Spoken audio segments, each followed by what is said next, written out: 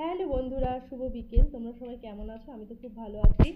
তো গতকাল আমরা গেছিলাম আমাদের নবদ্বীপের গৌরাঙ্গ সেতু ব্রিজে একটু ঘুরতে। তো চলো তোমাদের একটু দেখিয়ে দিই। এই দেখো, এটা হলো গৌরাঙ্গ সেতু ব্রিজ, আর নিচে হচ্ছে মা গঙ্গা। গঙ্গার জল দেখো অনেকটাই শুকিয়ে গেছে না, চর পড়ে গেছে। আবার বৃষ্টি বর্ষা হলে পরে তখন আবার জলটা ভরে যাবে। বাড়ি থেকে মোটে বেরোনোই হয় না, ভাবি ঘুরতে যাবো কিন্তু যাওয়াই আর হয় না। তো সময় করে একটু গেছিলাম ঘুরতে ঘুরতে ঘুরতে সন্ধ্যা হয়ে গেছিলো। তো এই চায়ের দোকানটা থেকে চা খেলাম, খুব সুন্দর চা বানিয়েছিল কাকু। তারপরে চলে গেলাম আমাদের নবদ্বীপের সব থেকে ঐতিহাসিক বড় শিব মন্দিরে, যেটা হলো ৮০ ফুট উচ্চতা। তোমরা যারা যারা এখনো অবধি আসোনি তারা তারা অবশ্যই এসে ঘুরে যেও।